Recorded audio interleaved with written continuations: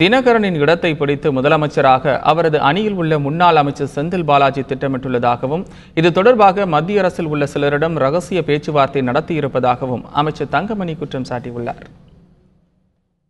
ஒரே ஒரு தகவல் செந்தில் பாலாஜி சொன்னதற்காக நான் சொல்லுகின்றேன். செந்தில் பாலாஜி ஏன் அங்கே இவ்வளவு வேகமாக இருக்கிறார் என்று சொன்னால், எப்படி இருந்தாலும் டிடிவி தினகரன் உள்ளே போய் விடுவார், நான் முதலமைச்சர் ஆகிவிடுவேன் என்ற இடத்தில் தான் இருக்கின்றார். அவர் நேற்றைய தினம் சொன்னார்கள், ஆஞ்சநேயர் கோயிலில் நான் சத்தியம் பண்ண வேண்டும் என்று சொன்னார். நான் இப்பொழுது சொல்லுகின்றேன், அவர் சத்தியம் என்கிறார்.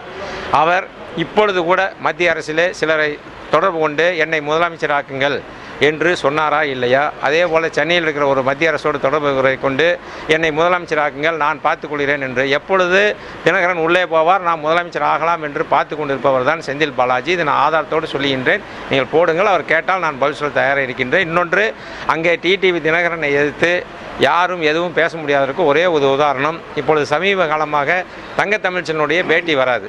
ஏனென்று சொன்னால், அவர்கள் அழைத்து நீங்கள் பேட்டி கொடுப்பது அதிகமாக டிவியிலே போடுகின்றார்கள், ஊழியர் கூடத்தில் பேசினால் அதிகமாக கைதட்டுகிறார்கள், அதனால் நீ பேட்டி கொடுக்கக்கூடாது, பேசக்கூடாது என்று அவருக்கு தடை வைத்திருக்கின்றார் என்று சொன்னால், அந்த இயக்கம் எப்படி அம்மாவனுடைய இயக்கமாக இருக்கும்? அம்மாவால் வழங்கப்பட்டவர் தங்கத்தமிழ்ச்செல்வன் சட்டமன்ற உறுப்பினராக இருந்தவர்.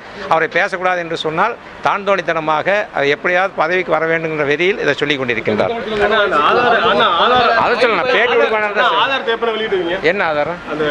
அவர் ஆறு சொன்னாருன்னு நான் சொல்லுவேன். அவர் இல்லைன்னு சத்தியம் பண்ணிட்டான், அந்த ஆதாரங்கள் இதைத்தான் சொல்கிறேன். என்ன சத்தியம் பண்ண சொன்னார்ல, இவர் முதலமைச்சர் ஆகிறதுக்கு யாரிடம் பேசினார் என்பதை நான் சொல்ல தயாராக இருக்கேன். ஆதாரம்னா அதுக்கு ஒன்றும் டேப்பில் இல்லை.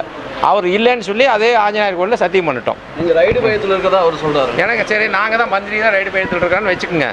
44 மாவட்ட செயலாளர் இருக்கிறாங்க, இங்கே 385 ஒன்றிய செயலாளர் இருக்கிறாங்க, 2176 பொதுக்குழு உறுப்பினர் இருக்கிறாங்க. அவர்களும் என்ன ரைடு பயம்? பேசணுன்றதுக்காக தினகரன் ஏதோ பேசிக்கொண்டு செல்கிறார் ஒழிய எதற்காக எங்களுக்கு அமைச்சர்கள் வேணாலும் நீங்கள் சொல்ல ஒரு போல பயந்துக்கிட்டாருன்னு சொல்லலாம். எங்களுக்கு எந்த பயம் கிடையாது. மடியில் கணந்தா தானே வழியில் பயம். நாங்கள் எதுக்கு பயப்படணும்? அப்படி அமைச்சர்கள் பயந்துட்டான்னு அவர் வாதத்துக்கு எடுத்துக்கொண்டாலும் கூட, எப்படி மாவட்ட செயலாளர் இருக்கிறாங்க, ஒன்றிய செயலாளர் இருக்கிறாங்க, நகர செயலாளர் இருக்கிறாங்க, பேரூர் செயலாளர் இருக்கிறாங்க, பொதுக்குழு எங்கிட்ட எப்படி இருப்பாங்க?